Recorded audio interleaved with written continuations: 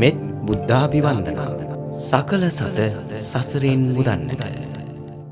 හොඳයි සාදුකාරයක් දෙන්න කවුරු. නමස්කාරය කියමු අපි.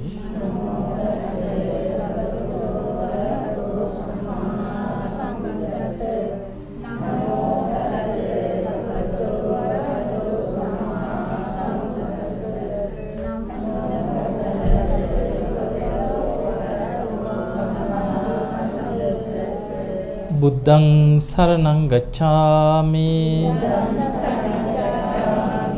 ධම්මං සරණං ගච්ඡාමි සංඝං සරණං ගච්ඡාමි ဒ ුතියම්පි බුද්ධං සරණං ගච්ඡාමි ဒ ුතියම්පි ධම්මං සරණං ගච්ඡාමි ဒ ුතියම්පි සංඝං සරණං ගච්ඡාමි တတိယံ පි බුද්ධං සරණං ගච්ඡාමි တတိယံ පි ධම්මං සරණං ගච්ඡාමි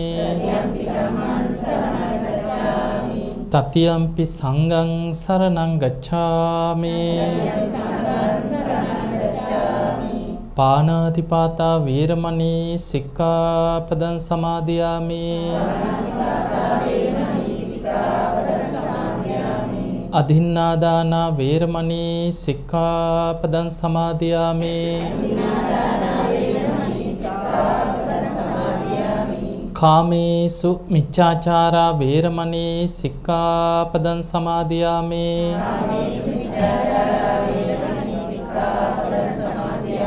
මුසාවාදා වේරමණී සික්ඛාපදං සමාදියාමි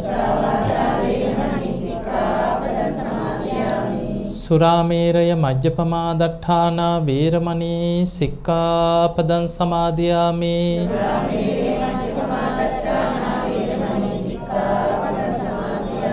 තිසරණේන සද්ධින් පංචශීලං ධම්මං සාදුකං සුරක්ඛිතං කତ୍වා අපමාදේන සම්පාදේත සාදු සමන්තා චක්ඛවාලේසු අත්‍රා ගච්ඡන්තු දේවතා සද්ධම්මං මුනි රාජස්ස සුනන්තු සග්ග මොක්ඛදං ධම්මසවන කාලෝ අයං බදන්තා ධම්මසවන කාලෝ අයං බදන්තා ධම්මසවන කාලෝ අයං බදන්තා නමෝ තස්ස භගවතු වරහතු සම්මා සම්බුද්දස්ස නමෝ තස්ස භගවතු වරහතු සම්මා සම්බුද්දස්ස නමෝ තස්ස භගවතු වරහතු සම්මා සම්බුද්දස්ස වාසනාවන්ත පින්වතුනි අද මේ පින්වත් හැම දිනාම බොහොම සද්ධාවෙන් ධර්ම දානයේ පිණිස විශාල පින්කමක් සිදු කරගන්න දවසක්. අපිට නොයේක් විදිහේ දානමය පින්කම් සිදු කරගන්න පුළුවන්. මිනිස්සු ආහාර පාන සකස් කරලා දන් දෙනවා. වියලි ආහාර පාන දන් දෙනවා. අපේ බෝසතාණන් වහන්සේ සාරා සංකේය කල්පලක්ෂයක් දාන පාරමිතාව පාරමී උපපාරමී පරමත්ත පාරමී හැටියට සම්පූර්ණ කරගෙන ආවා. බුද්ධ ශූන්‍ය කාලවලත් දන් දුන්නා. හැබැයි මේ ලෝකේ කලාතුරකින් දැන් මේ සාරා සංකේය කල්ප ලක්ෂයටම බුද්ධ ශාසන 24යි පහළ වුණේ. සූවිසි විවරණ ලැබුවා කියලා ඔබ අහලා ඇති. ඒ නිසා මේ ලෝකේ බුද්ධ කියන වචනයක් අහන්න ලැබෙන්නේ කල්ප ගණනාවකින්. එවැනි කාලෙක එක බණ පදයක් බුදුහාඳුරු පෙන්වුවේ සතර පද ගාථාවක්. තව කෙනෙකුට තව පිරිසකට අහන්න සලස්සනවා කියන්නේ සියලුම දානයන් අතර සමහරු රාජ්‍ය දන් දෙනවා. ගෙවල් දොරවල් ඉඩ කඩන් දන් දෙනවා. ඔටුනු දන් දෙනවා. නොයෙක් විදිහට දේශනාවල තියෙනවා ඉස්සර දන් දීපු හැටි රාන් රිදී මුතුමැණික් දන් දෙනවා. ඔය මොන පින්කම් කරත් සියලු දානයන් අතර සබ්බ දානං ධම්ම දානං ජිනාති කියන අග්‍රම දානය තමයි ධර්ම දානමේ පින. ඒකේ ආනිසංසය බුදුරජාණන් වහන්සේ එක තැනක පෙන්වුවා මහණෙනි දුගී මගේ යාචකයන්ට ගංගානම් ගඟේ එහා කෙරවල ඉඳන් මෙහා කෙරවලට දානේ කන්දක් ගොඩ ගහලා දන් දෙනවා. අඬබිර ගගහා මිනිස්සුන්ට දන් දෙනවා. ඒකත් පිනක්. ඊළඟට අටපිරිකර කන්දක් හදලා අටපිරිකර දන් දෙනවා. ඒකත් එක අටපිරිකරක් පූජා කරත් පිනක්. හැබැයි තව කෙනෙක් සතර පද ගාථාවකින් බුදු කෙනෙක්ගේ බුද්ධ වචනයක් දේශනා කරනවා. ඒක අර සියල්ලට වඩා බලවත් කියනවා. ඇයි කෙනෙක් දානයක් දෙන්න හරි හිතන්නේ? සසරෙන් මිදෙන්න ඕනෑ කියලා සිතුවිල්ලක් හරි ඇති වෙන්නේ. පිනක් කරගන්න ඕනෑ කියලා හිතෙන්නේ බණක් ඇහුවොත්. ඒ නිසා බණපදයක් අහන සලස්සනවා කියන්නේ දානයන් අතර අග්‍රම දානෙ. ඉතින් ඒ නිසා අද මේ පින්වත් හැම දෙනාම බොහොම සද්ධාවෙන් රමණී හේවානායක ඒ මෑණියන් දූ දරු පිරිස මේ හැමෝම මේ කල්යාණ මිත්‍ර පිරිස එකතු කරගෙන මහින්දාරාම පාර රත්මලාන නොම්බර 21න් 8 නිවසේ පදිංචි මේ පින්වතුන් තමයි මේ ධර්ම දානමේ පින්කම සිදු කරන්නේ. ඉතින් ඔබ හැම දිනාටමත් ධර්ම ශ්‍රවණය කරන ලක්වාසී ලෝවාසී හැම දිනාටමත් මේ ධර්ම ශ්‍රවණය ධර්ම දානමේ පින ධර්මාවබෝධයේ පිණිසම නිවන් දොරටුවක් බවට පත් වේවා කියලා අපි මුලින්ම ආශිර්වාද කරනවා. පින්වතුනි බුද්ධ ශාසනයක් ලැබෙනවා කියන්නේ ලෝකේ කලාතුරකින් වෙන දෙයක්. සාරා සංඛේය කල්ප ලක්ෂයටම බුද්ධ ශාසන 24යි කියනවා පහළ වුණා. දැන් එක කල්පයක් ගැන හිතමු. දැන් අපි ওই සාරා සංඛේය කල්ප ලක්ෂය කල්ප ලක්ෂ ගණන් කතා කරනවා. එක කල්පයක්වත් අපිට අවුරුදු ගාණෙන්වත් කියා ගන්න බෑ. දවසක් බමුණෙක් බුදුරජාන් වහන්සේ ළඟට ඇවිල්ලා කියනවා ස්වාමීනි භාග්‍යතුන් වහන්සේ ඔය කල්පය කියලා කියනවා. කල්පය කියන්නේ කොච්චරක්ද කියලා ඇහුවා. බුදුරජාන් වහන්සේ වදාලා අවුරුදු 100යි 1000යි ලක්ෂයයි කියලා මේ බින්දු ගාණෙන් කල්පයට කියන්න බෑ කිය. අපි ගොඩක් වෙලාවට බින්දු ගාණෙන් කියන්නේ. එතකොට බින්දු ගාණකින් කියන්න අමාරුයි කිය. ඊට පස්සේ කියනවා අනේ ස්වාමීනි එහෙනම් උපමාවක් කියන්න කිව්වා. බින්දු ගානකින් යමක් කියන්න බැයි නම් අපිට සමහර ඒවා උපමා වලින් තේරෙනවා. ඔන්න බලන්න එක කල්පයක උපමාව. බුදුහාඳුරු පෙන්නනවා යොදුනක් කියන්නේ සැතපුම් 16ක්. යොදුනක් දිග, යොදුනක් පළල, යොදුනක් උස විශාල අබ කන්දක් හිතන්න කියන. අබයට දන්නවන්නේ. එතකොට යොදුනක් එච්චර අපිට නිකන් හිතා ගන්න බෑ කියලා අපි දන්න අබ නිකන් කන්දක් ගැන හිතන්න සිරිපාද කන්ද වගේ අබ කන්දක්. අපිට තේරෙන හැටියට හිතමු. අවුරුදු 100කට එක පුංචි අබෑටයක් අයින් කරනවා. ආයෙමත් අවුරුදු 100කට පස්සේ තවත් එක අබෑටයක් අයින් කරනවා. ආයෙත් අවුරුදු 100කට පස්සේ එක අබෑටයක් අයින් කරනවා. බුදුරජාණන් වහන්සේ වදාළ මේ විශාල අබ කන්දම අවසන් වෙලා යනවද? කල්පය කියන්නේ ඒ වගේ කාලයක් කියලා හිතෙන් හිතා ගන්න කිව්වා. චුට්ටක් තේරෙනවා. තව උපමාවක් පෙන්වුවා. යොදුනක් දිග යොදුනක් පළල යොදුනක් උස විශාල ගල් පර්වතයක් ගැන හිතන්න කිව්වා. සැතපුම් 16ක් දිග පළල උස ඇති ලොකු ගල් පර්වතයක්. අපිට තේරෙන නිකන් හිතන්න නිකන් සාමාන්‍යයෙන් ඔය සිංහර මේ අපි දන්න ගල තියෙන්නේ මේ ඒ වගේ දැන් කුරුණෑගල තියෙන ලොකු ගලක්. ඒ වගේ නිකන් ඕලුවට එන මොකක් හරි ගලක් ගැන හිතන්නකො ලොකු ගල් පර්වතයක්. සීගිරිය හරි. එතකොට අවුරුදු 100කට එක පාරක් සිනිඳුම සලුවක් ඒ කාලේ තිබිලා තියෙන කසී සලු කියලා බොහෝම සිනිඳු සලුවක් යන්තම් උඩින් පිහදාගෙන යනවල ගල් පර්වතයේ උඩින් සලුවකින් අවුරුදු 100කට පස්සේ ආයෙත් තව කෙනෙක් ඊළඟ අවුරුදු 100 යන්තම් උඩින් පිහදානවා එකපාර ආයෙ අවුරුදු 100කට පස්සේ සිනිඳු සලුවකින් මේ පර්වතයේ යන්තම් පිහදානවා බුදුරජාණන් වහන්සේ වදාළ වෙන හේතුවක් නෙමෙයි කවුරු ගල කඩලවත් ගලට වෙන හානියක් මොකුත් නෙමෙයි පිස දැමීම නිසා මේ ගල් පර්වතයේ ගෙවිලා අවසන් වෙනවද? මහා කල්ප එකක් කියන්නේ ඒ වගේ කාලයක් කියලා හිතන්න කියෝ. ඔය එක කල්පයක්. නිකන් සාමාන්‍යයෙන් හිතන්න ඔය ඔබ දැකලා ඇති චෛත්‍ය රුවන්වැලි සෑයට එහෙම ගිහිල්ලා ඇති ඕන තරම් වදින්න. අපි නිතර වඳින්න යන චෛත්‍යවල පොළොවට අල්ලලා තියෙනවනේ සලපතල මළුව කියලා අපි කියන්නේ ගල් පතුරු අල්ලලා තියෙනවා. එතකොට නිතර අඩිය තියෙන යටිපතුලට නිතරම මිනිස්සු දහස් ගණන් අඩිය තියෙන තැන්වල චූට්ටක් ඔබ දැකලා ඇති නිකන් යටිපතුලට වල වගේ හැරලා නැද්ද? තියෙනවා. එතකොට බලන්න කී දහහක් කී ලක්ෂයක් පාගල යටිපතුලට මැදිලානේ කාලයක් යනකොට චූටි වලක් හැදෙන්නේ. ගෙදර මිරිස් ගල ගැන හිතන්නකෝ. මැද තියෙනවනේ නිකන් පොඩි කානුවක් වගේ හැරිලා. ඇයි ඒ? පරම්පරා ගානක් යනකොට ඒ මිරිස් ගලේ නිතර මිරිස් හඹරනවා, ලුණු තලනවා. ඔහොම කාලයක් යනකොට යන්තම් චුට්ටක් මැදින් හැරෙනවා. ඔන්න ගලක් ගෙවෙන හැටි. අර කියන උපමාව ගැන හිතන්නකෝ. යොදුනක් දිග, යොදුනක් පළල, යොදුනක් උස විශාල ගල් පර්වත එකක්. පිස දැමීම නිසා කවුරුත් මේ ගල සූර්ලා හාරලා නෙමෙයි. පිස දැමීම නිසා ටික ගෙවිලා අවසන් වෙන කාලයක් වෙනවද මහා කල්ප එකක් ඒ වගේ කියලා හිතන්නේ. ඔය එකක්. ඒ වගේ කල්ප සාරා සංඛේය කල්ප ලක්ෂයක්.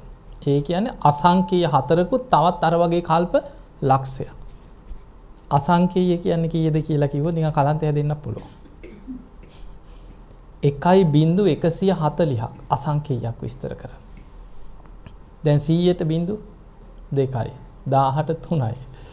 එතකොට 10,000ට 4යි ලක්ෂයට 5යි ඔහොමනේ එන්නේ. 1.140ක් කියන්නේ නිකන් ලියන්න ගියත් ඔක පැටලෙන්නේ නැද්ද? අසංඛේයයක් කියන්නේ 1 බිංදු වලින් 140ක්. අපිට ලියා ගන්නවත් බෑ. ඒ වගේ අසංඛේයේව හතරක් තමයි සාරා සංඛේය. අසංඛේය හතරක්. තවත් ලක්ෂයක්.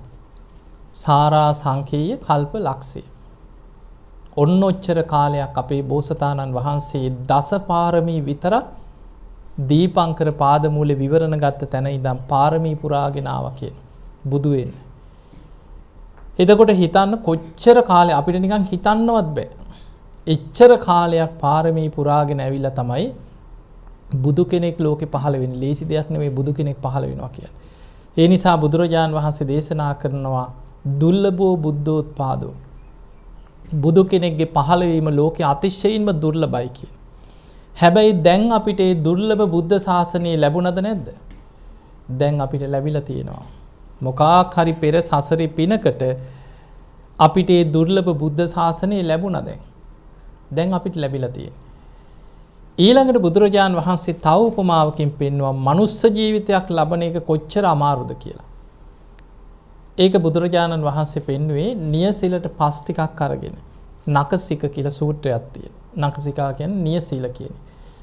පොළොවේ පස් වලින් නියසිලට පස් ටිකක් අරගෙන බුදුරජාණන් වහන්සේ වදාලා මහණෙනි සතර අපාය ඉපදී ඉන්න අපායගත සත්වයන් මහ පොළොවේ පස් තරම් කියලා හිතන්න කියනවා. මනුස්ස ජීවිත ලබලා ඉන්නේ මෙන්න මේ වගේ ටිකක් කියනවා. අනෙක් සත්වයන් එක්ක ගත්තොත් මනුස්ස ජීවිත ලබලා ඉන්නේ ඒ වගේ කියනවා. දැන් ඕක අපිට තේරෙන්නේ නැති නිසා අපිට එක පාට හිතෙන්නේ ඕක නම් කොහොමද පිළිගන්නේ? ඔය ඉන්නේ මිනිස්සු ඕන තරම්. බස් එක නගින්න ගියක් පිරිලා. පොලකට ගියාම ඔය උද්ඝෝෂණ වල එහෙම පාරවල් වල එහෙම ඉන්න සෙනඟ පේනවන්නේ. එතකොට අපිට පේනවා මේ දහස් ගණන් ලක්ෂ ගණන් දැන් කෝටි ගණන් ඉන්නවා මිනිස්සු. ලෝක ජනගහනයේ කෝටි 700 පැනලා දැන්. ඔය ඉන්න මිනිස්සු කියලා හිතෙනවා. දැන් ඔබ ඔක මෙහෙම තේරුම් ගන්න. මනුස්ස ජීවිත ලබලා මේ ලෝකෙම ජීවත් වෙන්නේ කෝටි 700කට වැඩි. ලෝක ජනගහනය ඔය ලෝකෙම. අපි 800යි කියලා වැඩිපුරක් දාගමුකෝ. ඒක එතකොට අපිට බින්දු ගානෙන් හරි කියන්න පුළුවන්ද බැයිද? පුළුවන්. එතකොට ලෝකේ මනුස්ස ජීවිත ලබලා ඉන්න ලෝක ජනගහනය අපිට බින්දු ගානකින් හරි කියාගන්න පුළුවන්. අපි ලෝකේ පැත්තක තියමු. ඔබේ ඉඩමේ ඉන්න සත්තු ටික ඔබට ගණන් කරන්න පුළුවන්. කූඹි ගුලක් ගත්තත්, වේය ගුලක් ගත්තොත්, වර්ග අඩියක් හාරගෙන යන කොච්චර සත්තු ඉන්නවද කියලා. එක අඹ ගෙඩියක් කුණු වෙන්න තියලා බලන්න ඉන්න පණුව ටික. බුදුරජාණන් වහන්සේ දේශනා කරනවා මහණෙනි විඥාන උපත් හොයාගෙන සැරිසරන්නේ අහසින් වැහි බින්දු වැටෙනවා වගේ කියලා. මහා වර්ෂාවකදී වහින වැහි බින්දු ටික හොයන්න පුළුවන් ගණන් කරන්න බෑ. ඒ වගේ විඥාන හැම වෙලාවෙම උපත් හොයා ඇදී සැරිසරනවා කියලා. මනුස්ස ලෝකෙට එන්නයි අමාරුව. අඹ ගෙඩියක් කුණු වෙන්න තියලා බලන්න විඥාන කීයක් ඕකට රිංග ගන්නවද කියලා. ලක්ෂ ගාණක් කපනකොට ඉන්න පණුව ටික ගණන් කරගන්න බෑ. අසූචි ටිකක් ඇති. ඒවට කියන්නේ තෙත් පරිසරයෙන් උපදින ඒවා. මව් කුසෙන් උපදිනවා, බිත්තර ඇතුලෙන් උපදිනවා, තෙත් පරිසරයෙන් උපදිනවා. මොකක් හෝ තෙත් දෙයක් ශ්‍රාවයක් ඇති උපතකට. අසූචි ටිකක් ඇති. ඒක අස්සට රිංගගෙන පණුවෙක් හැටියට කයක් හදාගන්නවා. මඩ වතුර ටිකක් පල් වෙන දෙයක්, කුණු වෙලා යන දෙයක්. ඒක ඇතුළට විඥාන රිංගගෙන පණුවෙක් හැටියට කයක් හදාගන්නවා. ඒ නිසා මේ සත්ත්ව පිරිස එක තැනක තියෙනවා දිවස්ලාභීන් අතර අග්‍රයි අනුරුද්ධ මහරහතන් වහන්සේ. අනුරුද්ධ මහරහතන් වහන්සේට දිවස් තියෙන හොඳට. උන්වහන්සේ පැන් එකක් වළඳන්න ගත්තා මේකේ ජීවීන් ඉන්නවා. බුදුරජාණන් වහන්සේට කියන ස්වාමීනි භාග්‍යතුන් වහන්සේ මේ වතුරේ ජීවීන් සත්තු ගොඩක් ඉන්නවා. බුදුරජාණන් වහන්සේ වදාලා අනුරුද්ධ පෙරහංකඩෙන් හොඳට පෙරලා වළඳන්න කිව්වා. ඒක තමයි ඔය පෙරහංකඩයක් තියෙන්නේ. පෙරහංකඩෙන් පෙරලා ගත්තට පස්සෙත් උන්වහන්සේ දකිනවා ජීවීන් ඉන්නවා මේ වතුරේ. කියනවා ස්වාමීනි භාග්‍යතුන් වහන්සේ ජීවීන් ඒත් ඉන්නවනේ කියන පෙරහංකඩෙන් පෙරුවත්. බුදුරජාණන් වහන්සේ කියනවා අනුරුද්ධ දිවසින් බලන්න එපා කියනවා. ඔබ පියවි ඇහෙන් බලලා පානය කරන්න කියනවා. දිවසින් බැලුවොත් මේ බොන වතුර ටිකේ සත්තු ඉන්න ඕන තරම්. අපිට මොකවත් කරන්න බෑ. අඩියවත් තියන්න බෑ එහෙනම්. ධර්මයේ ওই කරණීයමෙත් සූත්‍රයේ සත්තු විග්‍රහයක් කරන මේ විදිහට. දීගාවා දීර්ඝ ශරීර ඇති සත්තු ඉන්නවා. මහන්තාවා මහත ශරීර ඇති සත්තු ඉන්නවා. මජ්ජිමාවා මධ්‍යම ප්‍රමාණ ශරීර ඇති සත්තු ඉන්නවා. රස්ස කියන්නේ කුඩා සත්තු ඉන්නවා. අනුක තූලාවා අනුක කියන්නේ පියවිය හැට පේන්නේ නැති සත්තු ඉන්නවා. අපි ඇස් දෙකෙන් පේන්නේ නැහැ. සමහරු අන්වීක්ෂයෙන් අද ඒක හොයාගත්ත නිසා බලලා කියනවා ඇත්ත නේනම් ඉන්නව නැහැ කියලා. හැබැයි බුදුහාමුදුරේ ඒ අයව දැක්කේ දිවසින්. පියවිය හැට පේන්නේ නැති සියුම් සත්තු ඉන්නවා. අමනුෂ්‍යෝ නෙමෙයි, තිරිසන් සත්තු. අපි ඔය සුද්ධ ජීවීන් අර මේ කියලා කියන්නේ ඒ බුදුහාමුදුරේ පෙන්නනවා අනුක කියලා. ඒ ජීවයක්. තූලාවා වටකුරු හැඩෙන් යුක්ත සත්තු ඉන්නවා. දිඨාවා ඒ වද්දිඨා දැකලා තියෙන සත්තු වගේම ජීවිතේට නොදැකපු සත්තු ඉන්න ඕන තරම්. දැන් ওই සත්ත්ව විග්‍රහයම අරන් බලන්නකෝ. නිකන් පල් වෙන වතුර ටිකක ඉන්න සත්තු ටික ගණන් කරගන්න පුළුවන්. ඔය අපිට පේන තිරිසන් අපාය විතරයි මතක තියාගන්න. සතර අපාය කියලා ගත්තාම අපායේ තව නිරේ අපි කවුරු ගණන් කරලා තියෙනවද? අපි දන්නේ නැහැ. කෝටි කීයක් ඉන්නවද අපි දන්නේ නැහැ. අපිට පේන්නේ නැහැ. പ്രേත අපාය කවුරු සංගණනයක් කරාද? නැහැ. ඒක අපි දන්නේත් නැහැ. අසුර අපාය මුහුදේ ඉන්න අමනුස්ස කොටසක් අසුරයෝ කියන්නේ. මාළු නෙමෙයි. අමනුස්ස යොදුන් 100 ගණන් විශාල දුක් විඳින අමනුස්ස කොටසක් ඉන්නවා කියන අසුර. ඒක දුක් විඳින අපායක්. සතර අපායටයි තියෙන්නේ. තිරිසන් අපාය විතරයි පේන්නේ අපිට. සතර අපායේ. පේන තිරිසන් අපායේ වර්ග අඩියක ඉන්න සත්තු ටිකක්වත් අපිට ගණන් කරගන්න බෑ. එතකොට බුදුහාඳුරු පෙන්වුවේ මහණෙනි නියසිලට පස් ටිකක් කරන් පෙන්නවා. සතර අපායේ වැටි වැටි යන පිරිස අතරින් මනුස්ස ජීවිත ලබන්නේ මෙන්න මේ වගේ ටිකයි කියනවා. එහෙනම් දැන් අපි මේ දුර්ලභ මනුස්ස ජීවිතයක් ලබලාද නැද්ද? දුර්ලභ බුද්ධ ශාසනයකුත් ලැබිලා දුර්ලභ මනුස්ස ජීවිතයකුත් දැන් අපිට ලැබිච්ච. දැන් අර නියසිලට ආපු වෙලාව. දුර්ලභ කරුණු දෙකක් එකතු වෙලා තියෙනවා. තව දුර්ලභ කාරණයක් පෙන්නවා ෂණ සම්පත්තිය දුර්ලභයි කිය. ෂණ සම්පත්තිය කියන්නේ මනුස්ස ජීවිතයක් ලැබිච්ච කෙනෙකුට බුද්ධ ශාසනයක් මුණ ගැහිලා බණහලා හිත පහදිනවා. හිත පැහැදිලා යාට අවංක උත්සාහයක් ඇති වෙනවා. අනේ මං කොහොම හරි මේ ධර්මය අවබෝධ කරගන්න. අපායේ බයක් ඇති වෙනවා. කොහොම හරි මැරෙන්න කලින් සෝවාන්වත් වෙන්න තියෙනවනම් හිතෙන්නේ නැද්ද එහෙම? එහෙම හැඟීමක් ඇති වෙනවා. කොහොම හරි පිනක් කුසලයක් කරගන්න ඕනෑ කියලා හිතනවා. අවංක සිතුවිල්ලක් ඇති වෙනවා ධර්මයේ දියුණු කරන්න උවමනාව.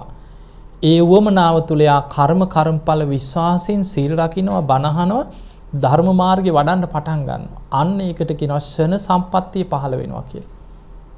දැන් බලන්න කෝටි 700ක් 800ක් විතර ඉන්න ලෝකේ ෂණ සම්පත්තිය ලැබිලා තියෙන කීයෙන් කී දෙනාටද? ඊටාම ස්වල්පයයි. ඒ නිසා මතක තියාගන්න ලීසි නෑ මේක. දැන් අපිට ලෝකේ පැත්තක තියමු. ওই බෞද්ධ රටවල් ටිකයිනේ තියෙන්නේ. ලංකාව ගැන ගන්න ලංකාවේ ඉන්න කෝටි 2කට ටිකක් වැඩි. දෙකක් කියලා නිකන් ගණන් කරන්න හිතාගමු. 160ක් විතර ඉන්නෝනේ බෞද්ධයෝ. ඒ කියන්නේ 1 කෝටි 20 ලක්ෂයක් විතර කියලා නිකන් ගණන් හදාගන්න. ඔතනින් අන්‍යාගමික පැත්තක තියමු අපි. බෞද්ධ වෙලා ඉපදුනත් පන්සිල් ටිකක් රකින්නේ. ඇත්තටම පන්සිල් රකින්නේ. පොයකට හරි උපෝසතයක් රකින්න ඕනේ කියලා උත්සාහයක් ගන්න. දවසකට එක බණක් දෙකක් හරි අහන්නේ. පිනක් කරගන්න ඕන කියලා උත්සාහයක් ගන්නෙ විනාඩි 10ක් හරි ඇස්පියාගෙන බුදුගුණ ටිකක් හරි හිතන ලක්ෂයක් අත්ින්දීද නෑ. එතකොට අපිට පේනවා මේ මනුස්ස ජීවිත ලැබුවත් බුද්ධ ශාසනයේ මුණ ගැහුණත් ෂණ සම්පත්තිය ලබනවා කියන එක ලේසි දෙයක් නෙමෙයි. ඒ ෂණ සම්පත්තිය ලැබුණොත් එයාට සුගතියක යන මාර්ගයක් විවර වෙනවා. ඒ නිසා ෂණ සම්පත්තිය පරිසර සාධක ටික ඇවිල්ලා තියෙනවා. බුද්ධ ශාසනය හම්බුණා, කල්යාණ මිත්‍ර සේවනයේ තියෙනවා. අද තරම් බණ ඇහින කාලයක් නෑන්නේ. මේ වැඩිහිටිය අය හිතන්නකෝ අම්මලා එහෙම. ඔබේ පුංචි කාලේ මීට අවුරුදු 20කට විතර එහා හිතන්නේ. මෙහෙම බණ ඇහුවද කියලා මේ රටේ. මෙච්චර බණ අහන්න තිබ්බේ නෑ. ඒ නිසා දැන් ලොකු අවස්ථාවක් බණ අහන්න තියෙනවා. එතකොට පින්වතුනි බුද්ධ ශාසනයක් දැන් අපිට හම්බෙලා තියෙනවා. දුර්ලභ බුද්ධ ශාසනය අපිට මුණ ගැහුණා. දුර්ලභ මනුස්ස ජීවිතේ ලැබුණා. හැබැයි ෂණ සම්පත්තියක් ඒකට අවශ්‍ය කරුණු හම්බෙලා තියෙනවා. බුද්ධ ශාසනය ලැබිලා තියෙනවා, මනුස්ස ජීවිතේ ලැබිලා තියෙනවා, කල්යාණ මිත්‍ර සේවනයේ සද්ධර්ම ශ්‍රවණේ ඔක්කොම තියෙනවාද? දැන් තියෙන්නේ අපි තුල ඇති කරගත යුතු කරුණු දෙකක් තියෙනවා එච්චරයි. ඒ තමයි යෝනිසෝ මනසිකාරයයි ධම්මානුධම්ම ප්‍රතිපදාව. ඒක බුදුහාමුදුරන්ටවත් බලෙන් දෙන්න බෑ කාටවත්. ඔය දේවදත්ත ගැන දැන් වෙන තරහකාරයෙක් නෙමෙන්නේ දේවදත්ත වෛර කරන්න ගත්තට බුදුහාමුදුර වෛර කරාද? නෑ. අනික යසෝදරාවගේ සහෝදරයා. එතකොට බුදුරජාණන් වහන්සේ දේශනා කරනවා මහණෙනි තථාගතයන් වහන්සේ මේ දේවදත්තගේ හිත තරම් වෙන කිසිම කෙනෙක්ගේ හිතක් දිහා අනේ මෙයා බේර ගන්න පුළුවන්ද කියලා බුදු ඇසින් බලලා නැහැ කියන වෙන කවුරුත් දිහා ඒ තරම් නිතරම බුදුරජාණන් වහන්සේ බුදු ඇසින් දේවදත්ත දිහා බැලුවා කියනවා මොහුව ගලව ගන්න බේර ගන්න ක්‍රමයක්. උපමාවක් කියනවා අසූචි වලක ගිලිච්ච කෙනෙක් ඉන්න වලකට වැටලා දැන් ගිලිලා. කරුණාවන්ත කෙනෙක් මේ වල වටේ කැරකි කැරකි බලනවා ඇඟිල්ලක්වත් උඩට ඇවිල්ලා තියෙනවා කොහෙන් හරි. ඇදලා උඩට ඇදලා ගන්න. මෙයාව බේර ගන්න, මතු කරලා ගන්න තැනක් තියෙනවද කියලා හැම වෙලෙම හොඳ සෝදිසියෙන් බලනවා වගේ දේවදත්තගේ හිත දිහා කුසල හිතක් තියෙනවද මොහුව බේරන්න කියලා හැම වෙලෙම බුදු ඇසින් බැලුවා කියන. ඒ නිසා බුදුරජාණන් වහන්සේ දේශනා කරා තුම්හි කිච්ඡං ආතප්පං. මහණෙනි ඔබමයි මේක කරගන්න තියෙන්නේ. අක්ඛාතාරෝ තථාගත බුදුරජාණන් වහන්සේලා කරන්නේ මග පෙන්නන එක පාර කියන එක විතරයි කියව. දැන් අපිටත් පුළුවන් බණ ටික කියලා දෙන්න විතරයි. ඒ ධර්මයේ පිළිපදිනවද නැද්ද? ඒ අහන ධර්මයට අනුව ජීවත් වෙනවද නැද්ද කියන එක තනිකරම කාගේ දෙයක්ද? ඒක තමන්ගේ දෙයක්. ඒ නිසා යෝනිසෝ මනසිකාරයයි ධම්මානුධම්ම ප්‍රතිපදාවයි ඔබ තුල ඇති කරගන්න පුළුවන් වුණොත් ඔබට ප්‍රතිඵල කරා යන්න පුළුවන්.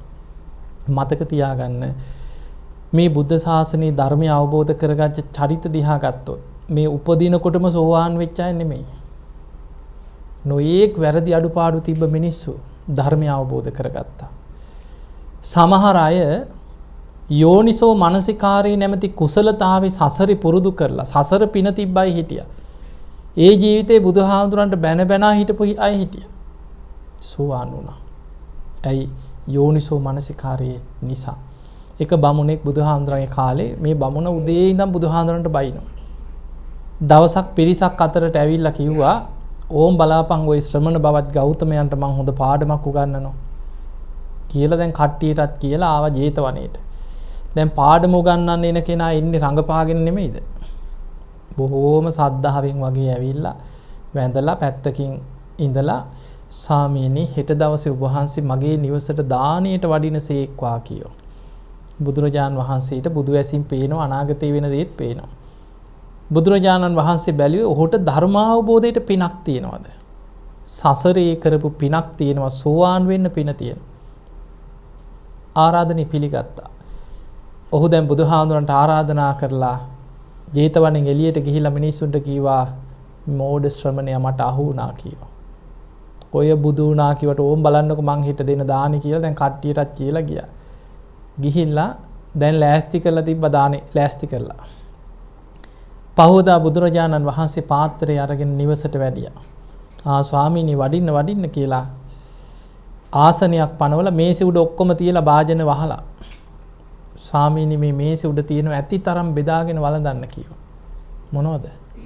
අසූචි පුරවලා. අර භාජන ඔක්කොටම අසූචි පුරවලා වහලා. ඔන්න ඒ කාලේ බුදුහාඳුරන්ට නිවසට ආරාධනා කළ දානි දීපු බමුණු. බුදුරජාණන් වහන්සේ වදාලා බ්‍රාහ්මණය ඔහොම වාඩි වෙන්න කිව්වා. ඉතින් බිම වාඩි වුණා. ඊට පස්සේ බුදුහාඳුර අහනවා ඔබට ආරංචියක් එනවා ඔබේ නෑයෙක් යාළුවෙක් හිතවතෙක් කවුරු හරි ළඟම කෙනෙක් හදිසියෙම ගෙදරට එනවා කියලා ආරංචියක් ලැබෙනවා. එතකොට අපි මොකද කරන්නේ? බුදුහාඳුර ඔහුගෙන් අහනවා. මොකද කරන්නේ අපේ ගෙදරකට එම ආව නෑයෙක්. සංග්‍රහයක් හදනවද නැද්ද? මොනවා හරි ටිකක් හදනවනේ. ඉතින් ඔහු කියනවා ස්වාමීනි අපි ඉතින් නෑදෑයෙක් නම් හිතවතෙක් නම් සංග්‍රහයක් ලෑස්ති කරනවා කියලා. බැරි වෙලාවත් එනවා කියපු මිනිහා ආවේ නැහැ. ඇවිල්ලා කලබලෙම මට යන්න තියෙනවා අනේ කාලාවේ දැන් බෑ කියලා යනවා. එතකොට මොකද කරන්න කියලා ඇහුවා. ස්වාමීනි ඉතින් මහන්සි වෙලා හදාගත්ත දේවල් ඉතින් ඒ අය ආවේ නැත්නම් පිළිගත්තේ නැත්නම් අපි ඒව භුක්ති විඳිනවා කිව්වා. බුදුරජාණන් වහන්සේ වදාලා එහෙමනම් බ්‍රාහ්මණය ඔබ බොහෝම මහන්සි වෙලා හදාගත්ත මේ සංග්‍රහයත් ඔබම භුක්ති විඳින්න කිව්වා. අන්න ලැජ්ජාවක් ඇති වුණා. බිම බලාගෙන අනේ ස්වාමීනි මට සමා වෙන්න කිව්වා. බුදුරජාණන් වහන්සේ එහෙමම ධර්ම කතාවට හැරිලා දහම් දෙසුවා. අහාගෙන හිටියා. හිත එකඟ වුණා. දේශනාව අවසන් වෙනකොට සෝවාන් වුණා. ඊළඟට බුදුරජාණන් වහන්සේව මරන්න ආපු දුනු ශිල්පීන් ටික අජාසත් රජුරෝ දේවදත්ත හාමුදුරුවොත් එක්ක එකතු වෙලා බුදුහාඳුරෝ මරන්න සැලසුම් කර අජාසත්තගේ දුනු ආයුධවල බුදුරජාණන් වහන්සේට ඉලක්ක කරලා විදින්න විසකවපු ඊතලයක් අරගෙන ආපු දුනු ශිල්පියත් බුදුහාඳුරන්ගෙන් බණහල සෝවාන් වුණා. ඔහු දුන්න ඊතලය වීසි කළ වැඳ වැටුණා. අනේ ස්වාමීනි මං රාජකාරියක් ඉෂ්ට කරන්න ආව මිසක් මගේ කැමැත්තෙන් ආපු ගමනක් නෙමෙයි කිව්වා. ඔහුත් බණහල සෝවාන් වුණා. එතකොට අපිට පේනවා කෙනෙක්ගේ හිතේ ධර්මාවබෝධයට උත්සාහය වීරිය තියෙනවා නම් එයාට ධර්මාවබෝධය කරා යන්න පුළුවන්. මේ බුද්ධ ශාසනයේ ධර්මය අවබෝධ කරගත් සමහර චරිත ගැන ගත්තහම පුදුම හිතෙනවා. සමහරු හොරු ගම් පහරපු හොර නායකයෝ ඒ පිරිසම පැවිදි වෙනවා බණහල රහත් වුණා. මහා දරුණු අපරාධකාරයෝ දැන් අඟුලිමාල ලේසි පහසු කෙනෙක්ද? 100,000 ගණන් මිනිස්සුන්ව මරපු තමන්ගේ මුළු ඇඟම ලේ වලින් තෙත් වෙලා ගිය පලාතක් බය කරගෙන නම කියනකොට මිනිස්සු බයයි. පලාතේ ගෙවල් දොරවල් අතහැරලා මිනිස්සු ගියා අන්තිමට. අඟුලිමාල කියපුවාම මිනිස්සු නිකන් වෙවුලනවා. මල මුට්ට පහ වෙන ඇඳුම් වල. එච්චර පලාතක් බය කරගෙන හිටපු දරුණු මිනිමරුවට අද කොහොමද? අඟුලිමාල හාමුදුරුවන්ගේ පිරිත අවුරුදු 2500 ගාණක් ගිහිල්ලා අද මේ පිරිතේ ආශිර්වාද ලැබනවද නැද්ද? අදටත් දරුවෝ ලැබෙන්නේ නම්මලයි පිරිතේ ආශිර්වාද ලැබනවා. අද උන්වහන්සේගේ පුංචි ධාතුන් වහන්සේ නමකට ධාතුන් වහන්සේලා කියන්නේ උන්වහන්සේගේ මේ අස්ති ශරීරේ කොටසක්. ඒ අස්ති කොටසක්. අද ඒ අස්ති කොටසට දෙව් මිනිසුන් සාදුකාර දීදී වඳිනවා, චෛත්‍ය හදනවා, ඒව තැම්පත් කරලා. ඒ කාලේ කොහොමද? අස්ති කොටස නෙමෙයි මුළු ශරීරෙටම. මිනිස්සු පින්ඩපාත යනකොටත් ගල් වලින් පොළු වලින් ගැහුවේ. අන්න එනවා අපේ අයියා මරලා ඇඟිල්ල කපපු එක. අන්න අරුව තමයි අපේ බාප්පටයි අම්මටයි කොටලා ඇඟිලි කැපුවේ. ගහපල්ලා කියලා මිනිස්සු ගහනවා. සාප කරන්නේ දැන් පවුලේ කවුරු හරි නෑදෑයෙකුට කොටලා මැරුවනම් ඒ කාලේ අර දරුණු මිනිමරුව වෙච්ච කාලේ මිනිස්සු මතක් වෙන වාරයක් පාසා යදිනවා සාප කරනවා. කී දහහක් මිනිස්සු බනින්න යදින්නේ නැද්දනේ? එතකොට එච්චර දරුණු පුද්ගලයෙකුට පුළුවන් වුණා දෙව් මිනිසුන්ගේ වන්දනා ලබන පූජනීය චරිතයක් වෙන්න. එහෙනම් අපිට පේනවා අපිට ධර්මයේ ඔස්සේ ජීවිතේ වෙනස් කරන්න පුළුවන්. ඕනෑම කෙනෙකුට ජීවිතේ වෙනස් කරන්න පුළුවන්. මේ ජීවිතේ වෙනස් වෙන්න බැරි කාටද? ආනන්තරී අකුසලයක් වෙලා නම් එයාට අමාරුයි. අර අකුසලේ බලවත්. ඒ අකුසලෙන් වැහෙනවා. හරීම සංවේදී සිදුවීමක් මීට අවුරුද්දක් එකමාරක් වගේ ඇති. එක පුතෙක් අවුරුදු 22ක් විතර ඇති ළමයා. අතුරුගිරියට දවසක් ඇවිල්ලා ඉතින් මේ මාව හම්බෙන ওই මිනිස්සු හම්බෙන මම දවස් දීලා තියෙනවා. ඉතින් ඇවිල්ලා කතා කරන්න ඇවිල්ලා මට හාමුදුරන්ගේ කකුල් දෙක අල්ලලා වඳින්න ඕන කිව්වා. පුතෙක්නේ මං කිව්වා කමන්නේ නැහැ කියලා.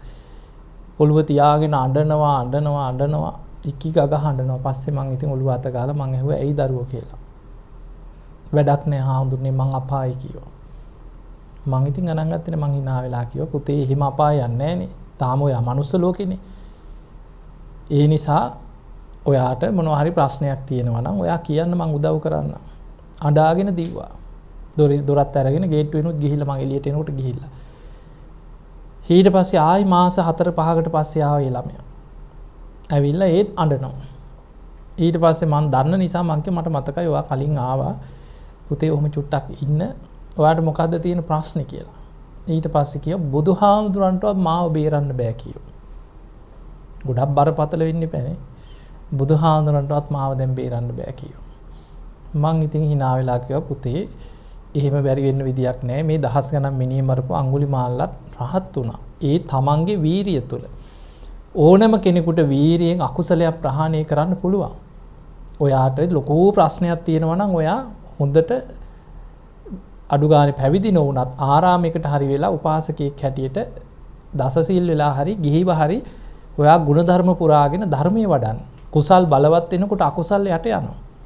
වැඩක් නෑ හාමුදුරුවෝ මං අපායි තමයි කියනවා. කියලා ආය අඬාගෙන කොල්ලා දීවා. ඊට පස්සේ දවසක් ආවා. ආපු ඉලාවේ මට මතකයි ඒ ආවහම හැම වෙලෙම කියන හාමුදුරනේ මට චුට්ටක් වඳින්න ඕන කියන.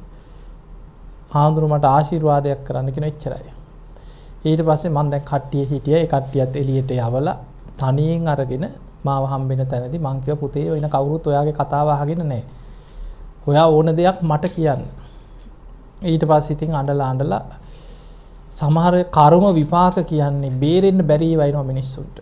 කියනවා පුංචි කාලේ අම්මයි තාත්තයි යකා යක්ෂණී වගේ කියෝ. දන්න කාලේ ඉඳන් හැමදාම ගෙවල් වල රණ්ඩු. ළමයින්ට ගහනවා කියෝ අහුවෙච්ච එකකින් දමලා ගහනවා කියෝ. තාත්තා බීලා ආවහම ගෙදර බඩුවක් මුට්ටුවක් නැහැ කියෝ. එක සැරයක් ගහලා අම්මගේ අතක් කඩලා තිබ්බා කියෝ. ඊට පස්සේ අම්මට මැහුම් ගානක් දාන්න ඔළුව පැලුවා කියෝ. ඉතින් මේ පොඩි ළමයා අවුරුදු 15 වෙනකොට නංගි පැනලා ගියා කියව තාත්තගේ කරදර නිසාම ගුටි කාලම ඊට පස්සේ පැනලා ගිහිලා කවුරු හරි එක්ක. දැන් මේ ළමයා විතරයි ඉන්නේ. එතකොට ඊයේ දරුවා කියනවා ඉතින් දවසක් අම්මත් එක්ක රණ්ඩුවක් වෙලා අද මේ කියෝ මරනවා කියලා අම්මට ගහලා ගියා කියෝ බොන්න. දන්නවා දැන් බීලා ආවහම රැට ලොකු ප්‍රශ්නයක්. මේ ළමයාට මම හිතන අවුරුදු 15ක් 16ක් වගේ ඇති වෙනකොට කිව්වා ඉතින් හාමුදුරනේ මට තාත්තා බීලා එනකොට ඇඳුම් වල මල මුත්‍රා වෙනවා කිච්චරකට බයයි. පිහියක් අහුණු පිහියෙන් ගහනවා කියලා ළමයට හරි. සමහර පව්කාරයෝ ඉන්නවා ඒ වගේ සසර හතුරු. ඊට පස්සේ ඒ ළමයා කියනවා දැන් බීලා එනකොට අන්තිමට දොර අස්සට රිංගුවා කිව්වා. එක පාට රිංගන්නේ කොහෙද එක්ක බයට දොර අස්සට රිංග ගත්තා කියනවා. ආපු ගමන් අම්මව අල්ලගෙන අම්මගේ ඔළුව බිත්තියේ ගහලා අම්මව බිම දාගෙන අම්මගේ බෙල්ල මිරිකනවා කියනවා. මේ ළමයාට දොර අස්සෙන් පේනවා අම්මගේ බෙල්ල මිරිකනවා අම්මා අතපය බිම පොලේ ගහනවා පණ යනවා වගේ. කරුමේ කියන්නේ ඇඳ ආසේ තිබ්බ පොරව. තේරෙනවනේ මොනවද? අම්මා බේර ගන්න ගැව්ව පොරවෙන් තාත්තට.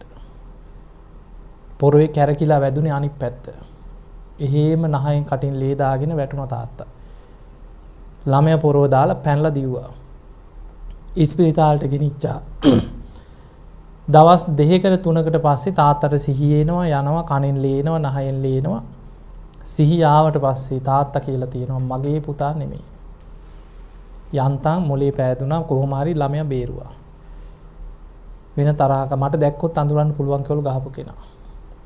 ටිකට් කපලා ගෙදර ආවා සිහි නැතුව වැටෙනවා ලේ යනවා ඔහොම ඉඳලා කොහොම හරි තාත්තා මැරුණා කියනවා. දැන් බලන්න කර්මයෙන් කැරකිලා ආපු හැටි. ඊට පස්සේ ඉතින් මම නීතියෙන් බේරුණත් කොහෙන් බේරුණත් කර්ම විපාකයෙන් බේරෙන්න පුළුවන්. ඒ ළමයා කියනවා හාමුදුරනේ දැන් බණ අහනවා හොඳට බණ අහනවා පුදුම විදියට බණ අහනවා. කැලණිය චෛත්‍ය ළඟ එළි වෙනකන් ඇරලා තියෙන ඕන කෙනෙකු රැට ගිහිල්ලා වැඳලා කරලා ඉන්න පුළුවන්. ඒ ළමයා කියනවා හාමුදුරනේ මං සතියකට සැරයක් සති දෙකකට සැරයක් ගිහිල්ලා බෝධියත් ඇඳලා චෛත්‍ය මළුවේ එළි වෙනකන් අඬනවා කියව චෛත්‍ය දිහා බලාගෙන. දැන් මේ ළමයා දන්නවා කොච්චර බණ ඇහුවත් ඊළඟට Tamanට සුගතියක් නැහැ කියන එක දන්නවා. ඊට පස්සේ ඉතින් මම නිකන් කිව්වා පුතේ ඔයා මේ වෙලේ අම්මව බේරන්න නේද නෑ හාමුදුරනේ මට කේන්ති ආවා කිව්ව තාත්තා මරන්නම තමයි කිව්ව ගැහුවේ. ඒ වෙලාවට එන චේතනාවනේ බලවත්. ඒ නිසා හිතේ ස්වභාවය කියන්නේ දැන් බලන්න අර අහිංසක ළමයා කර්මානුරූපීව කැරකිලා ගියේ නැද්ද අකුසලයකට? කර්මය කියන්නේ ඒ වගේ. අනුන්ගේ රණ්ඩු බේරන්න ගිහලා මේ අහක ඉන්න මිනිස්සු අමාරු වැටෙන්නේ නැද්ද? එක්ක ගුටි කාලා මැරලා තියෙන්නේ රණ්ඩුවක් බේරන්න ගිය මිනිහා. කිසිම ප්‍රශ්නයකට අදාළ මිනිහෙක් නෙමෙයි. හැබැයි සසරේ කර්ම විපාකයක් තිබ්බොත් මොන ක්‍රමෙන් හරි ඒක පැටලිලා එනවා. දැන් ওই මුගලන් හාමුදුරුවන්ට උන්වහන්සේ බලනවා පෙර සසරේ කල්ප ගණන් ආපස්සට. හැම ආත්මිකම ආවිෂ ගෙවෙනකොට ගුටි කන්න ක්‍රමයක් පෑදෙනවා කිය. මොන ක්‍රමෙන් හරි එක්ක අනුන්ගේ ප්‍රශ්නයක් අහක යන එකක් පෑදිලා ඇවිල්ලා කොහෙන් හරි ගුටි කන්න ක්‍රමයක් පෑදෙනවා. ඒ නිසා මතක තියාගන්න සසරේ කර්ම විපාක අපි දන්නේ අද මෙහෙම හොඳට වාඩි වෙලා හිටියට මේ බණ ඇහුවට අපි පෙර සසරේ කරපු ඒවා මොන විදිහට මොන වගේ වෙයිද මොන වගේ කර්ම විපාක මූණ දෙන්න වෙයිද අපි දන්නවද? අපි දන්නේ නැහැ. ඒ නිසා බුදුරජාණන් වහන්සේ පෙන්නනවා අප්‍රමාදී වෙන්න. මේ අපි ඉන්න අනතුරු අපි ඇත්තටම ටිකක් හරි අපිට වැටහෙනවා නම් බුදුරජාණන් වහන්සේ වදාළ මහණෙනි මේ සසර ගමනේ අනතුරු කෙනෙකුට වැටහෙනවා නම් හිස ගිනි ගත්ත කෙනෙක් ගින්න නිවන්න මහන්සි වෙනවා වගේ. ආයුධයකින් පහරක් ආපු කෙනෙක් තුවාලයක් සනීප කරගන්න වෙහෙසෙනවා වගේ. මොන වැඩ තිබුණත් ධර්මාවබෝධයට වීරිය වඩනවා කියලා. දැන් අපිට ඇත්තටම මේ බණ අහගෙන ඉන්නකොට හිතෙනවා අම්මෝ සසර හදිසියවත් මැරිනොත් අකුසලයක් බලවත් වුණොත් කොහේ යයිද කොහොම හරි පිනක් කරගන්න ඕනේ කියලා හිතෙනවා. හැබැයි ආයි ටිකකින් ඕක අමතක වෙන්නේ නැද්ද? ඒක තමයි අවිද්‍යාවේ ලක්ෂණය. අවිද්‍යාවෙන් වැහිලා තණ්හාවෙන් බැඳිලා ඉන්නේ. අවිද්‍යා නීවරණානම් තණ්හා සංයෝජනානම් කියන. අවිද්‍යාවෙන් අපි වැහිලා තණ්හාවෙන් බැඳිලා ඉන්නේ. දැන් බලන්න අපි සමහර ලෙඩු දකින්නවන්නේ. අපි ස්පිරිතාලයකට ගියාම ලෙඩේ දැක්ක ගමන් හිතෙනවා අම්මෝ මෙහෙමනම් ඕනේ. මෙච්චර නම් දුක් විඳ ඉන්න ඕනේ. හිතෙන්නේ නැද්ද? සමහර අය දැකලා විඳෝන හැටි දැක්කහම හිතෙනවා. හැබැයි ඒ தത്വෙටපත් වෙන කෙනා කීයටවත් කැමතිද? එයා අතහරින්න කැමති නැහැ. එයාගේ කකුල් දෙක කුණු වෙලා නම් කකුල් දෙක කපන්න එයා කැමති වෙනවා. අත් දෙකටත් ප්‍රශ්න ඇවිල්ලා නම් අතත් කපන්න කැමති වෙනවා. අත් දෙකමත් කපන්න කැමති වෙනවා. බෙල්ලෙන් කපලා මේ කඳ නැතුව බෙල්ල විතරක් ඉන්න පුළුවන් නම් එහෙම ඉන්න බෑන්නේ.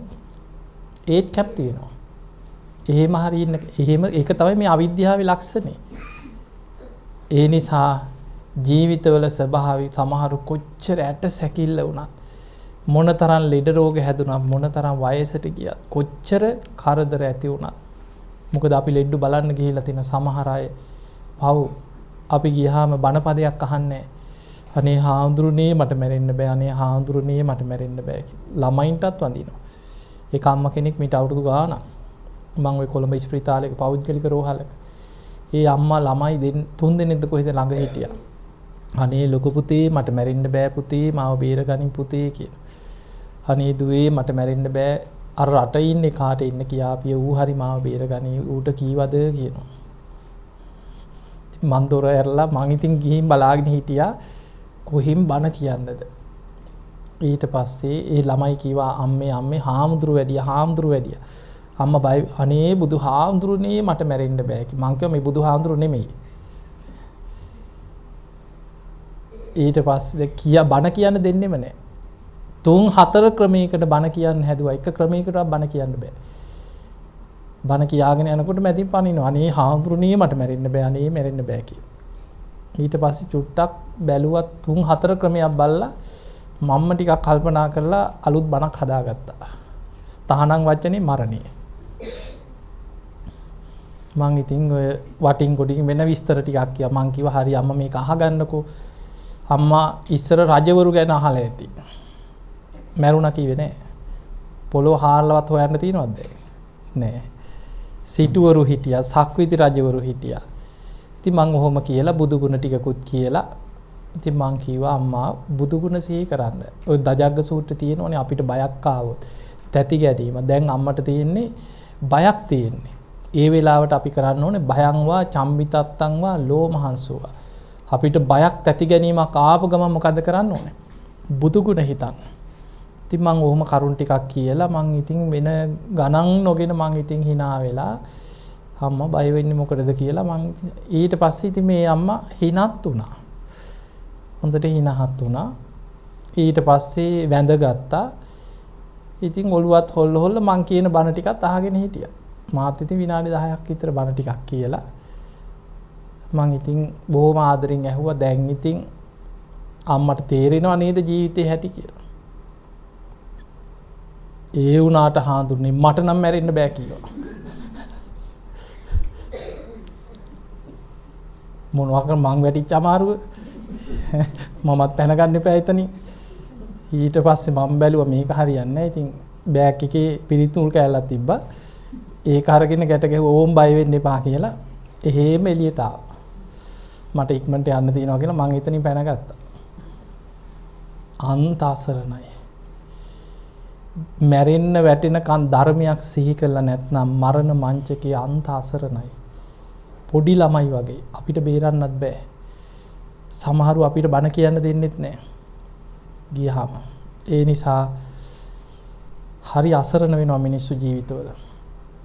එහෙම වෙන්නේ නෑ ජීවත් වෙලා ඉන්න කාලේ. ඒකයි කියන්නේ ආචින්න කර්ම කියලා. මරණ මංචකේ බලවත් වෙන කර්මයක්.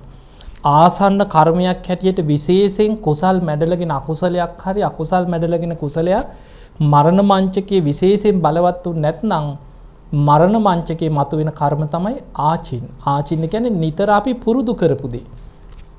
කාලයක් බුදුගුණ මානසිකාරි බුදුගුණම හිතන්න පුරුදු වෙලා නම් මරණ මංචකයේ බුදුගුණ සිහි වෙනවා. කනට කරලා නිකන් කිව්වත් අම්මා බුදුගුණ ටික හිතා ගන්න කියලා අනේ සාදු කියලා වැඳ ගන්න අය ඉන්නවා. සමහරු ඉන්නවා බුදුගුණම හිත මේ අපි ළඟ ඉඳලා අපවත් වෙච්ච හාමුදුරුවෝ කීප නමක් ඉන්නවා. බුදුගුණම හිත පණ ගියා ඉන්නවා. එක නායක හාමුදුරු කෙනෙක් අපවත් වුණා. එහෙම අත් දෙක පපුවේ වැඳගෙන බුදුගුණ කී එහෙම බලනකොට පණ ගිහිල්ලා. ඒ වගේ ඒ කාලයක් බුදුගුණ සිහි කරපු නිසා මැරෙන්න වැටෙනකන් මං ඒක ඒ වෙලෙට කරගන්නම් කියලා හිටියනම් කරගන්න බෑ. කාලයක් සිල් රකින්න. හොඳට පන්සිල් ටික හරි රකින්න. නිතර තමන් දිහා බල හිතන්න. මං හොඳට සිල් රකින්න කෙනෙක්. මං සිල්වත් ජීවිතයක් ගත කරන කෙනෙක්. මම මේ වගේ ගුණ ධර්ම පුරන කෙනෙක්. එහෙම හිතන්න. එහෙම කාලයක් සිල් රකින්නකොට ඒ සීලේ භාවනාවක්. ඒකට කියන්නේ සීලානුස්සති භාවනාව. ඒක තමන්ට ලොකු බලයක් වෙනවා. මරණ මංචකෙත් පුදුම සතුටක් ඇති වෙනවා. මං හොඳට සිල් රැක්කා කියලා හිත ශක්තිමත් වෙනවා. ඊළඟට සුතවත්කම. දවසකට එක බණක් දෙකක් හරි අහන්න. පැය 24න් බණ අහන්න බෑනේ අපිටනේ. ගෙවල් වල වැඩ තියෙනවා. හම්බ කර ගන්න ඕනේ, ජීවත් වෙන්න ඕනේ. පැය 24න් බණ අහන්න බෑ. අඩු ගානේ විවේකයක් ආපු වෙලාවක එක බණක් දෙකක් හරි දවසකට උවමනාව තියෙන කෙනාට අහන්න පුළුවන්නේ. උවමනාව තියෙනවා නම් අහන්න පුළුවන්. එක බණක් අඩු ගානේ බණ දෙකක් දවසකට නිදා ගන්න කණින් බණක් අහලා ධර්මයේ සිහි කර නිදා ගන්න. අන්න පුරුදු වුණොත් ඔබටම අවුරුද්දක් දෙකක් යනකොට තේරෙයි කොච්චර ජීවිතේ ධර්මයේ තුල වෙනස් වෙනවද කියලා. සමහර චරිත අපි ළඟට එනවා. මේ ළඟදි දරුවෙක් ආවා පච්ච කොටලා නහයත් විදලා ඇහි බැමත් විදලා දැකලා ඇතිනේ එහෙම චරිත ඉන්නේ. ඇහි බැමෙනුත් දාලා මේ කරාඹු දාලා ඇහි බැමටත්. එතකොට හතර වටේ පච්ච කොණ්ඩේ පාට කීපයක් කොණ්ඩේ. අපිට නිකන් දැක්ක ගමන් හිතෙන්නේ එක්ක මේ රස්තියාදුකාරේ මත් කුඩු වලට ඇබ්බැහි වෙච්ච කෙනෙක්. අපි එහෙමයි හිතන්නේ. ඇවිල්ලා වැඳලා කිව්වා හාමුදුරනේ මං ඉස්සර ගොඩාක් වැරදි වැඩ කරා කිව්වා. මං දැන් හොඳට බණ අහනවා දවසකට බණ 3-4ක් අහනවා. ඔබ වහන්සේලාගේ බණ අහලම මං හරියට පන්සිල් රකින්නවා කිව්වා. මාව දැකලවත් නැහැ ටීවී එකෙන් දැකලා ඔය ගුවන් විදුලියකින් බණක් අහලා තියෙනවා. පින තියෙන කෙනා මොන විදිහට හිටියත් බාහ්‍ය දාරුචීරිය රහත් උනේ මේ බිම් බලාගෙන උපාසක ස්වරූපයෙන් ඉඳලාද? දරපතුරු ටිකක් ඇඳගෙන කේස් රැවුල් වවාගෙන පිස්සෙක් වගේ දුවගෙන ගිය පාරේ එක බණපදේ අහලා පාරේ දන ගහගෙන ධර්මයේ විමසුව රහත් උනා. පෙර පින තියෙන කෙනා කොතන ඉන්නවද කියලා හොයන්න බෑ. බුදුහාඳුරන්ගේ කාලේ අර අසූචි කද කරගහගෙන ගිය සුනීතලා සෝපාක ගෙවල් වල හිටපු වැඩකාරයෝ හිතාගන්න බැරි අය ධර්මය අවබෝධ කරේ. ඒ නිසා දැන් කුජ්ජුත්තර ගෙදරක රජ්ජුරුවන්ගේ අන්තපුරේ වැඩකාරියක් සේවිකාව අනාගාමී වුණා බණහලා ගිහි ජීවිතය තුළ. ඒ නිසා මතක තියාගන්න පෙර පින තියෙන කෙනා ධර්මාවබෝධයට පින තියෙන කෙනා ඕන තරම් ඔබ අතරත් ඉන්න පුළුවන්. හැබැයි ඒක ඉබේ පහළ වෙන එකක් නෙමෙයි. කවුරුත් ගෙනහලා බන්දේසීක තියලා දෙනවත් නෙමෙයි. ඔබ උත්සාහයෙන් වීරියෙන් උපදවා ගන්න ඕනේ දෙයක්. දැන් අපි හිතමු ඉඩමේ තියෙනවා නිදානයක්. මැණික් තියෙනවා පොළොව ඇතුලේ. ගෙට වෙලා මට මැණික් ලැබේවා කී මල් පූජා කර කර ඉඳලා මැණික උඩට එනවද? නෑ එහෙම නෑ. ඒකට උත්සාහයෙන් වීරියෙන් කරන්න ඕනේ දෙයක් තියෙනවා. ඒ වගේ ධර්මාවබෝධයේ පිණිස අනුගමනය කළ යුතු වැඩපිළිවෙලක් තියෙනවා, මාර්ගයක් තියෙනවා. සීල සමාධි ප්‍රඥා වඩාගෙන ගුණධර්ම වඩාගෙන යා යුතු මාර්ගයක් තියෙනවා. ඒ මාර්ගයේ වඩාගෙන යන්න දක්ෂ වෙන්න. ඒ නිසා හැම වෙලාවෙම Taman දිහා බලන්න. ඔය ඉන්න ගමන් හැම වෙලේම ඒකට ධර්මයේ කියන්නේ Taman දිහා පුනරාවර්ජනයකේ දීලා Taman තුලින් බලන්න කියන මේ ධර්මයේ ලක්ෂණයක් තියෙන ඕපනයිකෝ. තමා තුලින් බලලා හැම වෙලේම ඔබ හිතන්න මෙහෙම ඉඳලා හදිස්සියවත් මම මැරිලා කොහේ යයිද කියලා හිතන්න. අන්න එතකොට හිතට බයක් උපදිනවා. එහෙම හිතනකොට සද්ධා සීල සුත ත්‍යාග ප්‍රඥා වඩන කෙනෙක් නම් ලොකු සතුටක් ඇති වෙනවා. මම නම් දැන් මැරුණා සුගතිය. මං හොඳට සද්ධාව පුරුදු කරන කෙනෙක්. මං හොඳට සීල් රකින්න කෙනෙක්. මං හොඳට බණ අහන කෙනෙක්. මං පින් කරගත්තා. මං නම් සුගතියමයි කියලා ඔය විශ්වාසය උපදින්නේ සද්ධා සීල සුත ත්‍යාග ප්‍රඥා වඩනවා නම් විතරයි. ඒ ගුණධර්ම තමන් වඩාගෙන නැත්නම් මං දැන් මැරුණොත් කොහේ යයිද කියලා තමන් තුළින් විමසනකොට ඇති වෙන්නේ බයක්. කියන්න බෑ මොකක් වෙයිද දන්නේ නැහැ. ඉතින් ඒක ඒ වෙලාවට වෙන දෙයක් වෙයි. ඕවනේ අපිට තියෙන උත්තරනේ. එහෙම හිතෙන්නේ නැද්ද? ඒ නිසා ධර්මයේ දියුණු කරගන්න ලොකු උත්සාහයක් ගන්න. බණ අහන්න. එතකොට ජීවිතේ ගොඩාක් වෙනස් වෙනවා. බණ ඇසීම හැබැයි මෙහෙම දෙයක්වත් මතක තියාගන්න. ඒ තමයි අඩුපාඩු ඔක්කොම හදාගෙන බණ අහන්න හිටියොත් කවදාවත් වෙන්නේ නැහැ. බණ අහන්න. බණ අහගෙන යනකොටයි කුසල් අකුසල් පින්පව් හොඳ නරක ඔක්කොම තේරෙන්නේ බණ අහන කෙනාට. තමන් කරන වැරැද්දේ භයානකකම අපාය බය ඔක්කොම සිහි වෙන්නේ බණ අහනකොට. එතකොටයි යා නිවැරදි වෙන්නේ. ඒ නිසා ඉස්සල්ලා මං ඔක්කොම වැරදි හදාගෙන බණ අහනවා කියලා නෙමෙයි බණ අහන්න. බණ අහගෙන යනකොට නිකම්ම වැරදි අඩුපාඩු හැදෙනවා. ඔබ නිකම්ම වෙනස් වෙනවා. ධර්මයේ තුලට පියවරෙන් පියවර යවෙනවා. ඉතින් ඒ පිණිස උත්සාහය ගන්න. ඉතින් ඔබ හැම දිනාටම මේ ලැබිච්ච මනුස්ස ජීවිතයේ තුල අපි දන්නේ නැහැ කවදා කොතන කොයි මොහොතේ හුස්ම ටිකයිද අපි දන්නේ. අප්‍රමාදී වෙන්න. බුදුරජාණන් වහන්සේ පෙන්වුවේ හිස ගිනි ගත්ත කෙනෙක් ගින්න නිවන්න වෙහෙසෙනවා වගේ. ආයුධයකින් පහරක් ආපු කෙනෙක් තුවාලයක් සනීප කරගන්න වෙහෙසෙනවා වගේ අප්‍රමාදීව ධර්මයේ දියුණු කරගන්න කියලා. ඉතින් ඔබ හැම දිනාටම අප්‍රමාදීව සද්ධාදී ගුණ ධර්ම දියුණු කරගෙන උතුම් වූ ධර්මයේම අවබෝධ කරගන්න වාසනාව ලැබේවා කියලා ආශිර්වාද කරා. පින්වතුනි ධර්ම ශ්‍රවණයෙන් ඔබ රැස් කරගත් සියලු පින සියලු දෙවියෝ සාදුකාර දිදී මේ පින් අනුමෝදන් වෙත්වා. ඒ දෙවියන්ගේ පිහිට රැකවරණ ආශිර්වාදේ ඔබ හැම දිනාටම ලැබේවා කියලා අපි ආශිර්වාද කරනවා. ඔබ හැම දිනාමත් නිදුක් වේවා නිරෝගී වේවා සුවපත් වේවා සියලු දෙවියන්ගේ පිහිට රැකවරණ තුනුරුවන්ගේ ආශිර්වාදේ හැම දිනාටම සැලසේවා. මේ දිවෙන බක්කුල මහා සෑයේ පිහිට රැකවරණේ බක්කුල මහරහතන් වහන්සේගේ ඒ උතුම් 13 වහන්සේලාගේ අනන්ත පුණ්‍යානුභාව බලය නිවන් දකින්න තෙක් හැම දිනාටම නිරෝගී සම්පන්නිය දීර්ඝායු සම්පන්නිය පිණිසත් ධර්මාවබෝධයේ පිණිසත් මේ ධර්ම දානමේ පිණත් මේ හැම දිනාටම ආශිර්වාදයක් වේවා කියලා ආශිර්වාද කරනවා.